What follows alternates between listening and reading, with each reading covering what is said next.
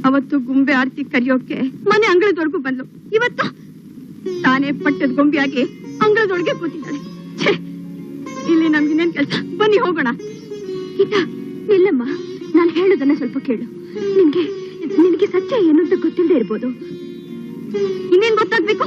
ಪದವಿನೋ ಪರ್ದೆ ಹಿಂದೆ ನೀವ್ ಆಡ್ತಿರೋ ಆಟ ನೋಡಿ ಊರೇನಾಗ್ತಿದೆ. ಈ ಗಂಡ ಹೆಂಡತಿನೋ ನಾಟಕ ನನಗ್ ಬೇಕಾಗಿಲ್ಲ. 4 ಜನರೆದ್ರಿಗೆ ಅವ್ರನ್ನೇ ಮದುವೆ ಮಾಡ್ಕೊಂಡು ಸುಖವಾಗಿರಿ. ಅದಕ್ಕೆ ತಡಿಯಾಕ್ ನಾನಿರೋಲ್ಲ. ಹೇಗೋ ಅವ್ರ ಜೊತೆ 10 ವರ್ಷ ಸಂಸಾರ ನಡೆಸಿದ್ದೀನಿ. ಆ ಸಂತೋಷದಿಂದಾನೆ ಮಿಕ್ಕ ದಿನ ಕಳಿತೀನಿ.